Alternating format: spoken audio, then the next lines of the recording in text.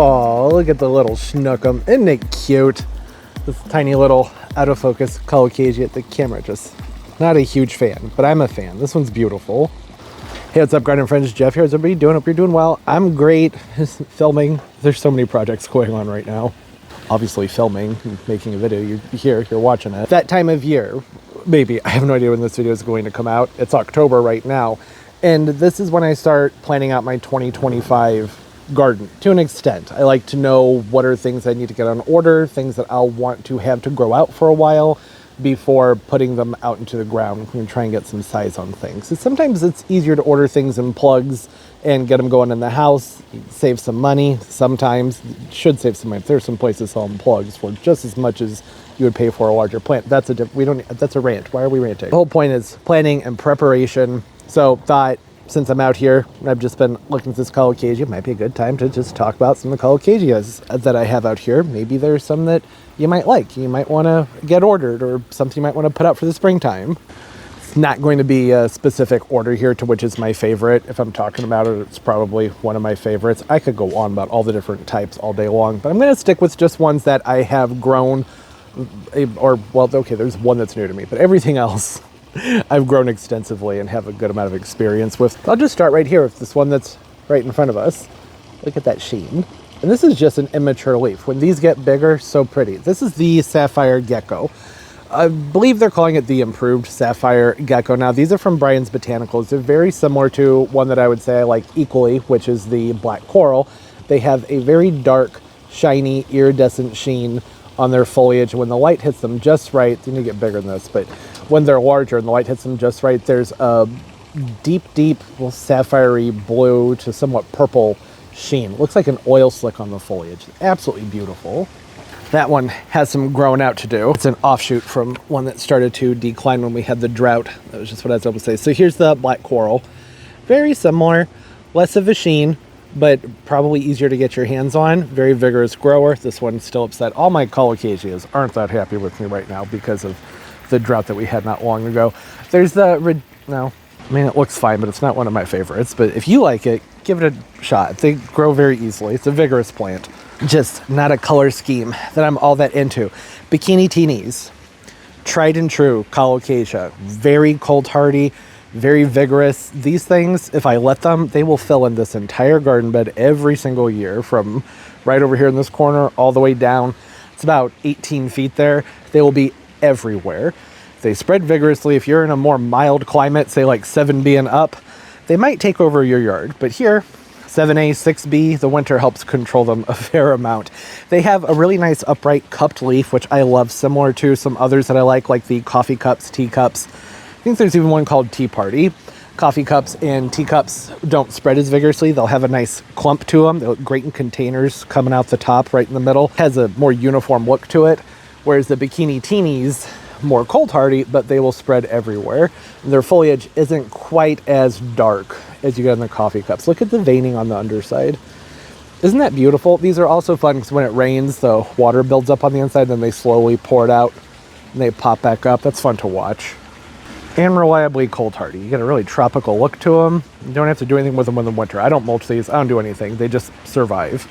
And this is the first year of many years I don't have the next one, but it's a similar color to this Xanthosoma here, and that's the Maui Gold Colocasia.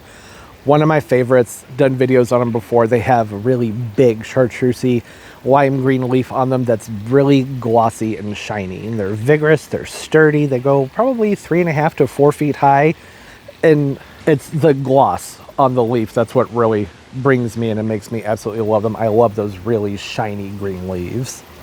I didn't talk about heights on the other ones, did I? Sapphire Gecko, 2 to 3 feet, somewhere in there. Bikini Teenie, up to 60 inches. I think you go with the coffee cups, those will get even bigger. Teacups, say smaller, hence, coffee cup bigger than a teacup. You get it? It's hard to keep this list short. There's so many colocasias that I absolutely love. I think this will probably just wait till I'm going to do one on alocasia too. That's going to be a nightmare. Alapio, if you like things that are variegated, has a nice variegated leaf to it, similar to the, I want to say it's called Midori flower. That's not even a thing, Midori sour, but it's not. What is the one that I don't like, but a lot of people love? The foliage on it, it looks dirty to me, but some people love it. It's up here on the screen, whatever it's called. Very popular, fairly easy to get your hands on. It's okay. That's just a couple of options for the people out there who like things variegated. There are lots of variegated Colocasias, which brings me to my absolute favorite, the Pharaoh's Dream. Look at that leaf. Isn't it just beautiful? There's so many wonderful things to say about this one. One, it grows very similar to the Bikini Teenies, seems to have a spreading habit to it. This is my first year with this one, so this is the only one where I'm saying I don't have a ton of experience with it, but I have a feeling it'll be around for a long time. This is one I want in my garden every single year, so hopefully it will be cold hardy. This is from Brian's Botanicals. It's one of their plants that they've created, hybridized over the years. They say it's been reliably cold hardy for them. They're a similar climate to me, a little bit more mild down where they are, so they're 7A, I'm 7A, 6B. They're saying that they think this might be more cold hardy than some of the most cold hardy Colocasias, and if that's the case, I'm all in. I'm already all in because that leaf, it's so pretty. It does take it some more time to show its variegation, kind of like you would get on another awesome Colocasia, the Waikiki, where they need to get a bigger leaf before you see a lot of color on them. But even when they're smaller, you can see some good color. I have a smaller one over here, I'll show you. So here's one that's smaller. This one got planted up later. It doesn't get quite as much light, so the variegation's nowhere near as intense. This is about 30 inches tall, probably. And there's the variegation on it, and you can see what the younger foliage looks like. It's not as impressive, so you're not seeing variegation on these until they're a couple of feet high. And I think it's well worth the wait, though. They're very pretty. So much color, it's well worth the wait. Come down here and give you a glimpse what I mean by spreaders and runners. So down here, you can look at this one. This one's spreading right over the patio. Got a whole shoot coming up over here, and another one over there. So this is in the ground. They'll fill into space very quickly, just like the Bikini Teenies. Wouldn't be surprised if these have Bikini Teenie DNA in them, but you just get something totally different color-wise and variegation-wise. So hopefully I'll still get some more growth out of this one this year and get to see some even bigger leaves on it. If I do, I'm sure it'll be in garden tours. You will have seen it by now. I don't even know when this video is going to come out. It might be like March, who knows. But whole point there being that this is one that if you're trying to find a cold hardy Colocasia for your garden, I'd get your hands on one of these, because look at that. That is so stunning, and it's only going to get better. Every leaf it puts out, the variegation is going to get more and more intense. I don't know if it'll get much more intense than this, but it'll be something similar. And then imagine when it's thrown out several of those, all that color, giving me Gloriosum vibes. I've talked about that before in other videos, and they have that fun cup shape to them too. White veining on the underside, so if you have them planted up in a container and they're up a little bit higher and you're looking up at them, you can see that nice veining, the white veining on the underside. They do what the Bikini Teenies do. They fill up with water, they pour it out, and it's a more unique shape to the leaf too. They kind of look like, I don't know, almost like a dough bowl or a boat. I don't know how to describe it. You can see it right there. They're fun. Lots of nice shape and color to them. Yeah, I could go on. This could be a 45-minute long video talking about all the different Colocasias, but I thought I'd just stick with the ones that stick out in my head as some of my favorites. I'd say out of all those, like, oh no, I can't narrow it down. I love them all. Redemption's pretty cool. It's just not for me. I don't like the way it looks in my garden, but I understand the appeal. It looks neat. Just, I don't know, it doesn't fit in out here. And the Waikiki, like I mentioned, don't have one out here this year, but it's an awesome Colocasia. For me, I'll be sticking with the Pharaoh's Dream because it's going to be more cold hardy here. We'll come back every year, have a similar vibe with the green, the whitish yellow variegation, and that pink purple center. So much to love about them. All of them. I can't wait to get this one to grow out some more. Almost lost it completely. Well, I did lose the parent of it. This is an offshoot that I managed to save from the one that wasn't too happy about the drought.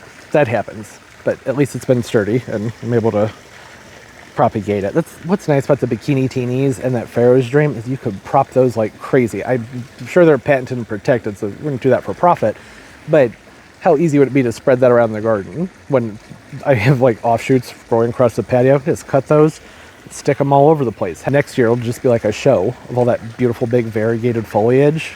I might do that. I probably shouldn't, but I might do it.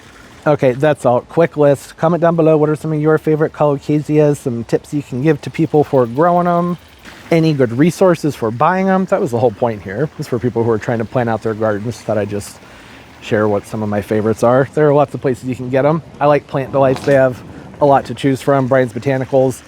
They have a lot to choose from, usually come in a smaller size. The Pharaoh's Dream was pretty expensive this year, 2024. Hopefully next year it won't be as expensive. You can see how prolific it is. So hopefully the price will be better on them. People will be able to grow more of them. It's got very distracted by a butterfly. Yeah, anyways, I hope everybody's doing well, having a great day, great life, and everything's just going absolutely beautifully for you. And of course, as always, and most importantly, everybody, why did I zoom in on one of the ones that's dying? All right, I'll try that again. And of course, as always, and most importantly, everybody, keep on growing. Bye-bye.